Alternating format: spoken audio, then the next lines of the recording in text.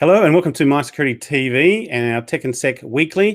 This is our Tuesday afternoon edition, and today we're joined by CEOs with Southern Launch being first up, and they have launch approval there in South Australia. So we have Lloyd Damp, the founder and CEO of Southern Launch, and they have got space launch approval for the Koonibba Test Range in South Australia. Then we're going to cross to Israel, and the founder and CEO of Camero-Tech, Amir Beeri, and we're going to look at the XaverTM Long Range system. This thing will see through walls at 100 meters. So looking forward to getting an insight into this technology. And it's the first of a number of Israeli techs interviews that we're going to be doing as part of an Israeli tech series. So thank you very much for joining us again. Following your Easter break, we cover off on aerospace and space, defense and national security, cybersecurity and critical technology, and cities and infrastructure. We should be streaming on YouTube, LinkedIn, and we have 4 Facebook channels, but the main one is the Asia Pacific Security Magazine. We will go for at least sort of 40, 45 minutes today, depending on how we go. We do have some slides and presentations from Amir, so looking forward to those. On Friday morning, we stream on Tuesdays and on Fridays, Tuesday afternoons and Friday mornings. Friday morning, we are crossing to the US with Itay Moa. He's with Cato Networks, and we're looking at IoT security. And the pitch to us was 5 new ways criminals avoid endpoint detection. So we'll have a look at those. And there's plenty of breaches going on right now. Facebook is hot in the news. Ubiquity is another one. So plenty to be looking out for. And then we're also going to be joined by the Chief Executive Officer with the Australian Mobile Telecommunications Association, or AMTA, with Chris Althus, and he's looking at 5G. And the association looks like they're coming out just to sort of contend against some of the 5G safety sort of rumours going around. So we'll talk about 5G, and that was our lead cover story on our Cyber Risk Leaders magazine on why 5G matters. So I thought we'd bring in Chris. So looking forward to this on Friday morning.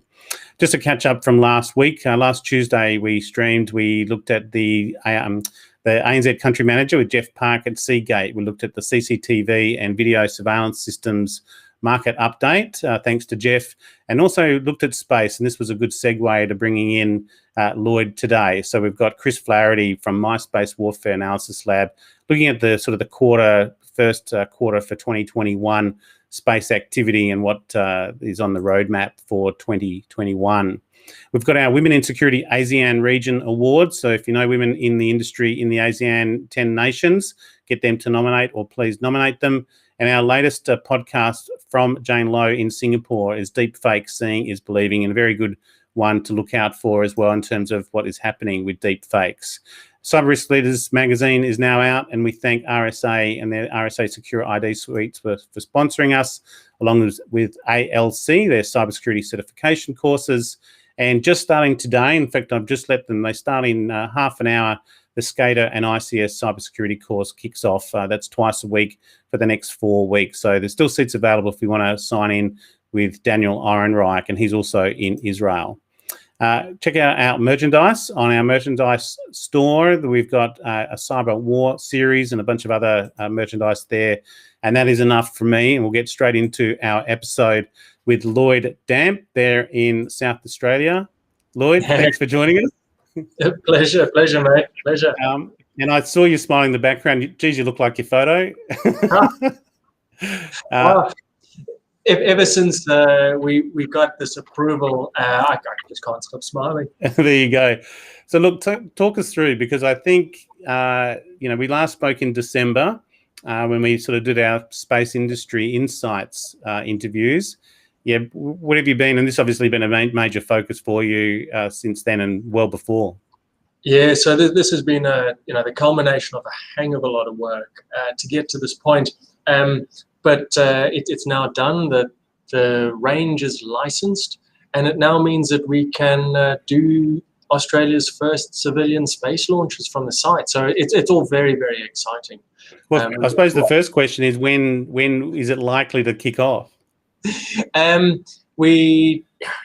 We're currently working with a couple of manufacturers to test out either their rocket systems or to test out potential payloads out at Koonibba. The key one is just trying to align everything. At the moment, international travel is quite restricted, so trying to get people payloads and other components into the country is a bit challenging. But hopefully, before the end of this calendar year, we will see a space launch happening in Australia. Right, with a payload, so straight into it. Yep, might as well. So you've pretty much completed all your tests then, or how's that going to work, or a few more tests to go? Well, so Koonibba is a suborbital test range. So that's where the rockets go up, out into space, and then fall back under parachute into the uninhabited national parks to the north of the site. So that's what we'll be testing, sending rockets out there, out into space, and collecting the components afterwards. The orbital site is down, is still under development, down at or south of Port Lincoln, and that's where the rockets are intended to go out into polar and sun synchronous orbits. So both types of rockets will carry payloads. Some will carry, or the Koonibba style rockets will carry more payloads to validate equipment before they potentially go into orbit. So. Got it. And how many what type of payloads will you be putting up, and how much of that is Australian as well, or is you kind of be launching as a service type model? Well, our first customer on our first two launches last year was an Australian company. And at the moment, it looks like it'll be another 2 Australian payloads up in the first couple of launches for this calendar year out at Koonibba. The majority of those payloads are all around Internet of Things connectivity style tests. So very, very exciting to see Australia's industry develop around those core capabilities. So yeah. Well, maybe just talk us through the license and who issues the license in that process. I take it it's like going to get a driver's license, that type of thing. Very, very easy. Very, very, very simple. I was thinking about the statistics on the weekend.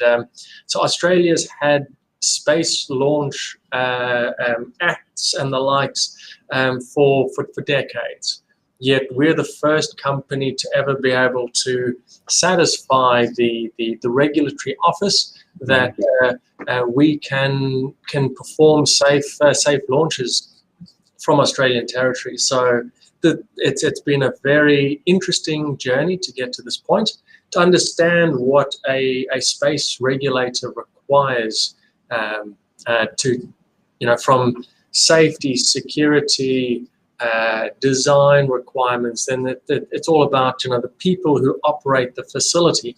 And interestingly, because it is a commercial operation, you are subject to a broad range of liability considerations and other aspects that you wouldn't be exposed to if this was just a hobby rocket environment, for example. So, well, excuse my ignorance too. Who's the authority? Is it CASA or ACMA, or there's a whole bunch, I imagine, or is it multiple? At the very top is the space agency. So they're the ones who hand you the piece of paper. I will say it's actually quite a boring piece of paper. After all, yeah. There's no gold embossing around the edges, or That's government for you, though, isn't it? Yeah. Thumbprint in the bottom left-hand corner. No. But underneath that, the airspace up to 100 kilometers is still actually governed or regulated by CASA. The space agency goes above 100 kilometers. We work with the South Australian Police, the Country Fire Service, the ambulance service, all the Aboriginal communities in the area, the local councils. The list just goes on and on and on, and bringing them all together to ensure that as a whole, the space launch or any space launch that gets undertaken from that site is done safely, efficiently, as possible. So it's quite an interesting process. So, well, maybe talk us through Koonibba and the community there as well. There's a bit of an opportunity there for First Nations as well. In fact, that's the headline of the release, is Australia's first people to lead Australia back to the stars. I liked it. I can't claim claim that. That's up to Siobhan and other people in our media department. I'm not allowed anywhere near shape colours in this company. So Colourblind, right? Yeah.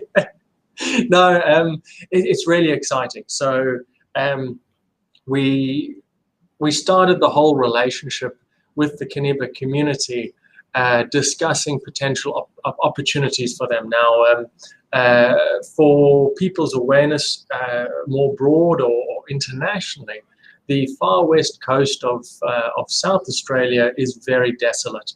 And so there's limited opportunities for communities to get what we call self-determination, right? Very little employment, very little engagement within the community to develop themselves or be entrepreneurial and the likes, because there's just not enough people. Yeah. So from the get-go, we said, all right, wherever possible and whenever possible, we will employ local community members to perform or help us perform safe rocket launches. That's now started to expand, where not only have we provided or organized training for community members to upskill and provide support services to us, but the foundational skills they're then able to provide into the Ceduna local area and get employment that way. What we also started to do is we were approached by the community saying, hey, we actually want to develop an astronomical capability, so an on-site observatory to help educate tourists and other people. So we said, sure, we will help you develop the business case, develop the infrastructure, organize training as needed, and really help the community get that continual flow of people and income into the community, as well as the story of their relationship with the stars out into the broader Australian base. So, That's a great story, Lloyd, and I'm aware First Nations had a lot to do with the stars. You know, they were very observant in terms of what they did, and it's a story hardly told with that as well. So that's a great story, particularly here in Australia, and that's the Koonibba Community Aboriginal Corporation. And did they hold the license? Am I reading that right?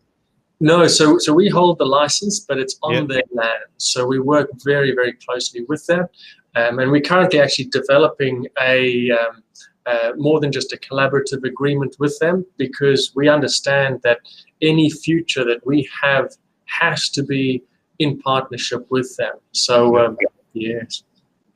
Now, is any updates in terms of the business itself? You must be sort of gearing up, and in terms of even the payloads, how much forward are you kind of selling? It's an interesting business model. It's a bit like the data centers in some way, where you have to, before you build it, you've got to sell it. Yeah, yes. No, so we're currently looking at launch contracts for the end of this calendar year even. So just trying to line everything up through the year to not only have the customers, but also start to explore what the future iterations of infrastructure looks like. So with the community working out what a more permanent launch pad looks like, and understanding what that then offers our potential customers. So that's all getting very exciting. Very good. Well, look, if there's no others, I think it's great just to have you on, and we'll refer back to our December interview as well. And we've got Amir all looking good in the background as well. So we'll bring you on in a few minutes.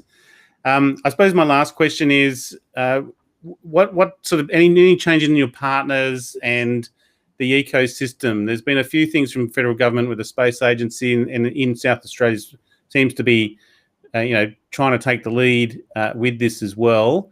Sort of any updates there, and any sort of commentaries or observations on how, apart from it being exciting for you and Southern Launch, just generally in the industry? No, it's really good to see that South Australian companies, satellite companies are starting to select, likewise Australian manufacturers for components as well as, potential launch services and the likes. It sets a really good precedent moving forward. And especially as space, I'll say, matures across Australia, we need to start seeing less of these factional state-on-state type discussions, but more understanding how the different areas or the different industries across our nation can come together to provide a resilient industry foundational capability, and then start to tie that in globally as we attract international players into this market. So no, I'm really excited by what I'm seeing. The opening of I'll call it key infrastructure capabilities. It doesn't matter if they're in South Australia, they're in Victoria, New South Wales. It doesn't actually matter so long as we can start taking those steps up that capability chain, because you're not going to have one site that does everything. And in 2 or 3 years' time, you will see an upgraded version of a, say, mission control center, potentially in New South Wales or in Tasmania. That doesn't matter, but we're starting to see those building blocks come online, which I think is really good. So wonderful. Well, look, it's great to reach out to you again. Appreciate your time and an update. Just the last couple of weeks, we've had the Starshot leader from DSTO. We had Chris Flaherty and a couple of others as well. So we do now have our space and defence playlist on YouTube, and this is your second shot. So thank you very much, Lloyd. Appreciate your time. No, pleasure, Chris, and looking forward to sharing more details of actual launches in the not too distant future, hopefully. Very good. If you want to read more, it's spaceanddefence.io is our channel for space and defence, and otherwise you can check out Lloyd, and it's southernlaunch.com, I take it. Southernlaunch.space. Ah, beautiful, yeah. Even better. Thank you very much, Lloyd. I'll let you go. Enjoy your day. You too. Thanks. Cheers. Bye. Very good. Thank you so much, Lloyd, and his time. Let me just get our captions crossed over. And without further ado, I'm going to bring on Amir Beeri, who's been waiting patiently. Amir, thank you very much for joining us. Hi, good morning. Very good. Now, all sounding good. We had a few technical issues at the start, but it looks like you've got yourself all sorted. And I'm going to bring your screen on as well, just so you can see that. But Amir, maybe just start with a brief introduction. Let's just put us up the top there. So we're right up. There we go. And I'll get rid of that. Amir, introduce us to Camero-Tech, and thanks to Yale for organising the interview. I've obviously not met you before, but I don't know a lot about ISR through-wall imaging systems either. So talk us through, and you're the founder and CEO. Yeah, talk us through what you've got. Yeah. So we just recently launched a new Xaver Long Range. And maybe to give the context of our family of Xaver products to see through walls, I would like to share a few slides that shows, just a minute. So I've got your slide up. We can see your slides. Yeah. We have some technical problem. אני רוצה להעביר slide.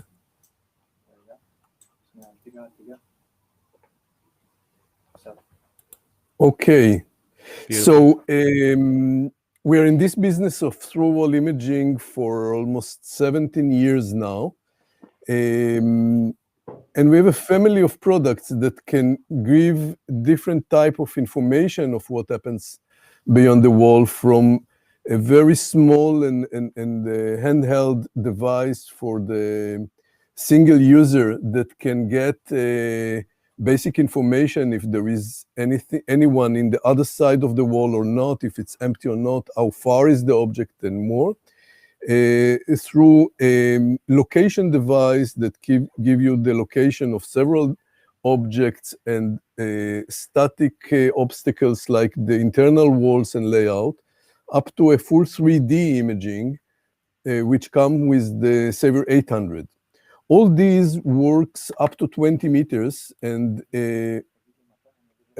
just a minute, we would like to, yeah, next slide. Next slide, and more. Okay, so all these can work now up to 20 meters when the system can be attached to the wall or can work in standoff. And there is many options with these devices. It can work also through ceilings and floors. It can pass through multiple walls, including massive walls. It's very sensitive to very small movements like breathing that we cannot see with our naked eye, just vital life movements, and more and more and more. But all is limited to about 20 meters. Right. What is new with the new device, and we will switch to the more.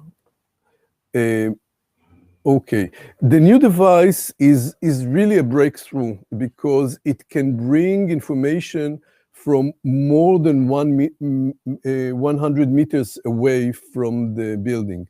This gives a lot of new flexibility and options to the teams that are using it.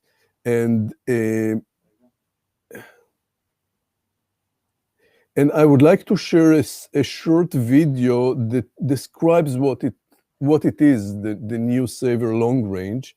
And we will go to this short video in 1 second. Okay, so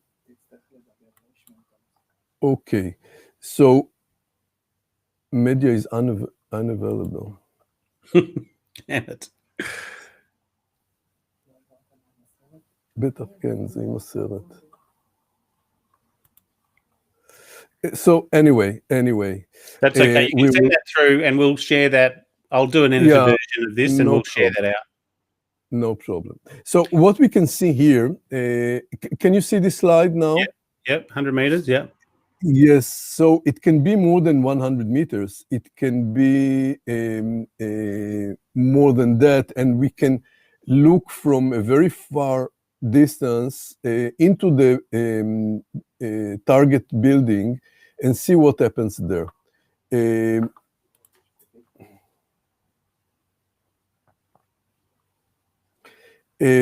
We have a site because the beam is very narrow. If the other Xaver products are very wide beam, 120 degrees, here it's a very narrow beam of 5 degrees. And we can target exactly like with laser direction to the desired building and just get information of what happens in the other side. And when you say what information, whether there's potential humans or sort of heat traces in there? Yes, we can detect live objects. We can detect multiple live objects in the other side. We can know exactly if they are moving or not. We can see what are their exact distance, what are the distance between the objects, and just ensure if it's empty or not, or if there is any activity inside. So first, we can see if it's empty or not. This is the most important and critical information in many cases. Then we can see how many people there are inside, what is the exact distance to the objects, they are moving or not, and what is direction of movement. This is the most important information, and we can provide it in real time in this distance. It's not a full imaging device like the Xaver 800, which you can see real 3D imaging. It's a more awareness of what happens there inside, if it's empty or not, and maybe how many people there are inside. And how stable does it? Obviously, it's standing on a stand there. And it's quite large. How stable does that need to be? How long does it take to get its images and get that intelligence? It's immediate. It's really real time. The installation is maybe 1 minute. You just put the system on a tripod. The system should be completely stable, as we are looking for very small movement, same as in the other Xaver system. We can detect static live object and still detect their vital life movement, like breathing. So the system itself should be extremely stable. And that's it. We are putting it generally on a tripod. There are some other applications where the system can be installed on vehicle, but then when observing the system should be stable. Have you tried putting it on a drone? No. It's we have some other applications of through-wall imaging on drones, but not for this system. Generally, this should be located on a tripod, looking with a sight directing the beam to the building, and just seeing in real time what happens there inside. Very nice. So this is the system. Okay. Okay. The users are generally military users, law enforcement, search and rescue, and some intelligence units. Many different applications, from anti-terror, urban combat, anti-narcotic, and more and more and more. Most uses are the same for all other Xaver product, when you can see what happens inside. But just a minute. And it gives you a lot of benefits. First, it's much more safe to observe from such a distance. If we are speaking about hostile situation, you can be far away from this hostile situation or dangerous location, from fire, explosive, or collapsed structures, if it's for search and rescue. Of course, once you are far away from the object, you can work undercover. You can run much more effective and speed up everything, and be in a safe location. So this is the big benefit of such a long range, if we compare it to the more tactical devices which working on the wall itself or up to 20 meters from the wall. And are they on the same platform, on the same sort of display platform that you have, or are they individual devices operating on their own? There is a common basis. We are using, our sensor is actually ultra wideband. We're working with ultra wideband signal, very wide bandwidth in relatively low frequency, that enables us in one side to be able to penetrate walls effectively. In the other way, we can get the needed resolution and sensitivity. This is common to all Xaver products, the short range and long range. The long range, as the last product, is more modern. The platform, the user interface is more modern, but the basics are the same. And these are available now, I take it, worldwide? Yes, it's already. You've got distributors? Yes. The system is already available. It's already in use, although it's very new. All other products are widely used today in 50 countries all over the world, in all continents, for several years already.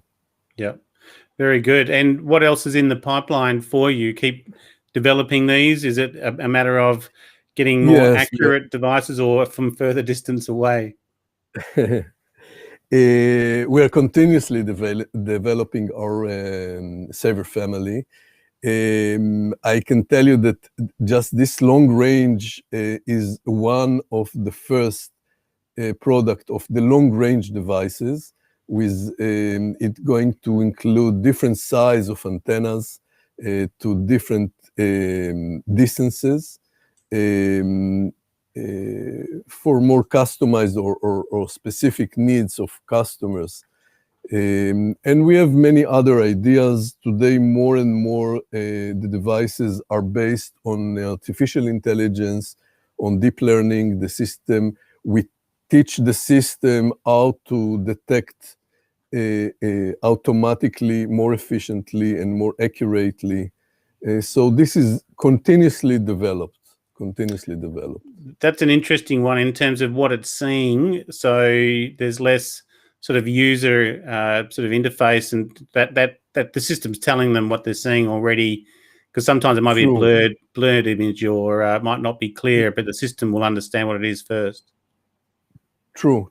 As it's based on actually a radar imaging.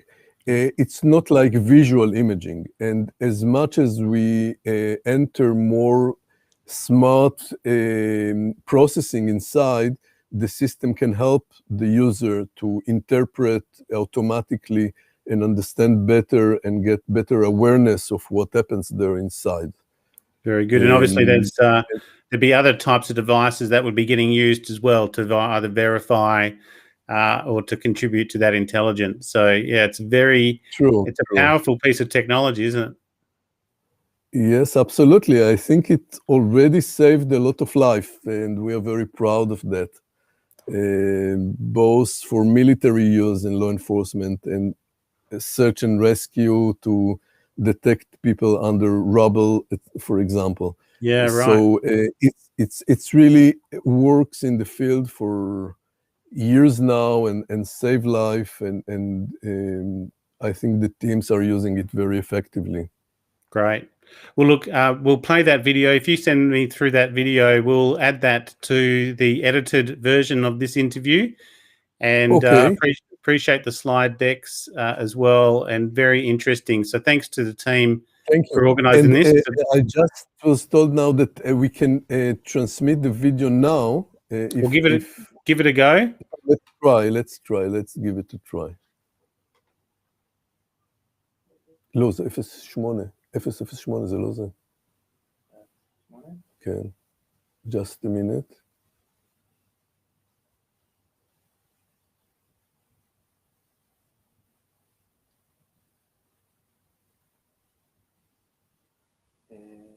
Maybe better let's try this one. Let's try this one.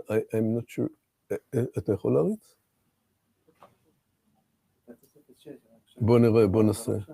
אז בוא תריץ 006. Well, look, we'll play the video on the edited version, so just for the audience waiting. Unless you're ready to go. And I will send you anyway the video itself, the video. One try.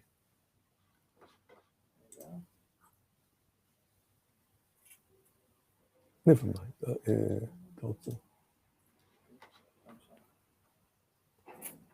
Chris, I will send you with WeTransfer, as it's quite big. It's bigger to send it.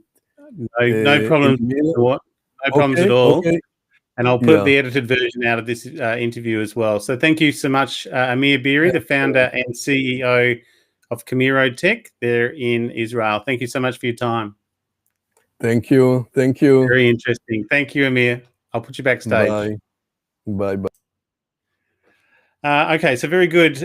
Covered quite a bit there, rockets and radar imaging systems as well. So thank you to Amir Beeri, the founder and CEO of Camero-Tech.